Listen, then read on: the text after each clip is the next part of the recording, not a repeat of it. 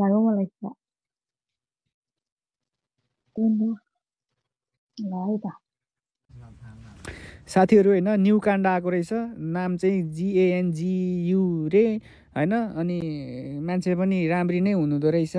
तर यो जसले रेकर्ड गरिरहेछ नि हेर केटा हो कसै कुनै केटीको इज्जत चाहिँ यसो नगर त तिमीहरू अब मिलेर सहमतिमा के गर्छ अब देखादेख गर्छ के गर्छ रेकर्ड गरेर अनि दुनिया हालिदिनुपर्छ हेर त यहाँ हेर्दिनँ भन्दा नि 15वटाबाट मेसेज आइसक्यो कस्तो मन थामेर मनको ब्रेक लगाएर बसिरहेको छु म हैन भिडियो कति 7-8 मिनटको रहेछ है पार्ट 1 रे यो पनि अझै पार्ट 2 पनि छ अरे अचम्म छ हौ यो काण्डा बनाउने केटाहरूदेखि चाहिँ सकिएन है आफै बिहे गरेर आफै बनाएर बस यार अर्काको छोरी गएर रेकर्ड गरेर दुनिया फेसबुकमा नहाला त तिमीहरू सहमतिमा देखादेख गर्छ के गर्छौ है तेरिका यसो गर्नुहुन्न नि हामी जस्तो हेर परदेशमा बसेकोलाई मनको ब्रेक हान्नु कम त गाह्रो हुन्छ कस्तो कुरा नबुझेको तिमीहरू ह बच्चाहरू अहिले हैन त्यो गङ्गु छेत्रीनीको काण्डा भनेछ नि त्यसलाई काण्डा भन्न मिल्दैन क्या एउटा उले एउटा लुगा माथिको लुगा फुकालिदिएको हो ल हेर न अब मेरो नि काण्ड भयो त केटी मान्छे र केटा मान्छेमा यति फरक रहेछ कि हैन केटी मान्छेले एउटा लुगा फुकाल्दैमा काण्ड भयो हैन तिमीहरूलाई अहिले तिमीहरूको दिमागमै त्यही न्यू काण्डा भनेर सर्च गरेर हेरिरह होला हैन तिमीहरू सबजना यदि हेर्न मन छ भने मेरो अर्को याकुजा बुद्ध आइडीमा छ मैले हालिदिएछ क्या केही पनि छैन यतिकै हो ल मैले पनि फुकालिदिएँ ल काण्ड भयो त अब काण्ड भन्न मिल्दैन यसलाई केटाहरू यसलाई काण्ड भन्न मिल्दैन है घरमा दिदी बहिनी छैन तिमीहरूको बुढी छैन आमा छैन तिमीहरूलाई यस्तो भिडियो हेर्न लाग्छ नि तिमीहरूलाई अलिकति सोच तिमीहरूलाई लाज नभएको केटाहरू अझै लिङ्क चाहियो भनेर आमा हैरान भइसक्यो यार आमामा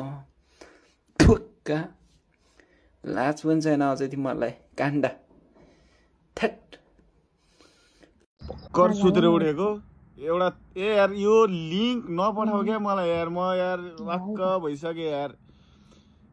भर्खर सुतेर उठेको हैन त्यो पूर्वतिरको एउटा गङ्गु छेत्री बहिनी भन्ने रहेछ क्या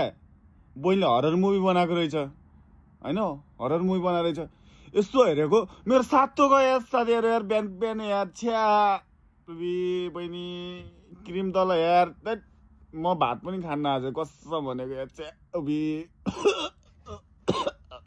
यो उल्टी होला जस्तो लाग्यो होला छ्या यस्तो नि हुँदो रहेछ छ्या